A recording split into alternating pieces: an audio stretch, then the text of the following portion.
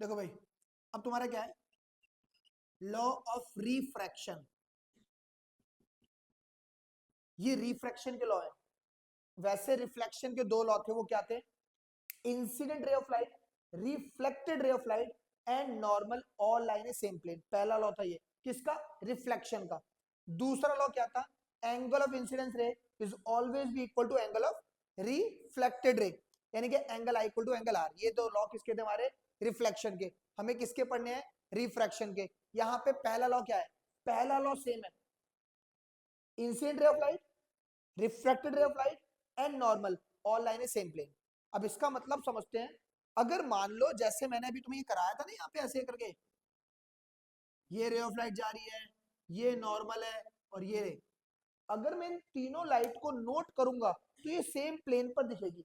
मतलब सोचो ये रे ऑफ लाइट जाई, ये इंसिडेंट रे होगी, यहाँ नॉर्मल है, और ये जो बेंड होके जा रही है, इनका प्लेन एक ही रहेगा। अगर मैं यहाँ पे कागज रख लेता हूँ तो समझ लो उस कागज को टच करते हुए चल रही होंगी सारी चीजें, तो एक प्लेन पर है।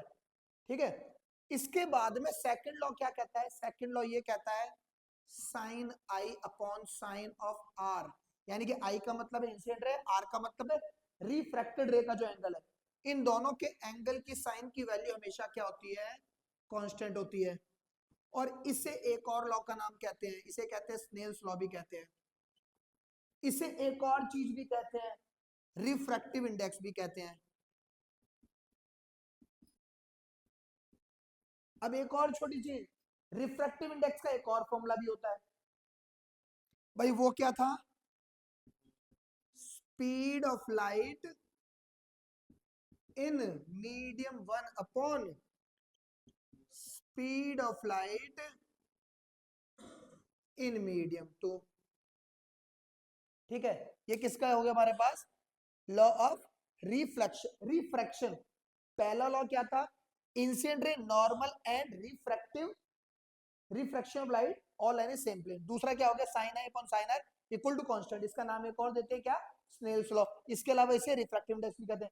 रिफ्रैक्टिव इंडेक्स का एक और फॉर्मूला होता है, एक और याद रखना, इसको डिनोट करते हैं इस सिंबल से, ये सिंबल जो लिखा हुआ है न्यू कहते हैं इसे, न्यू।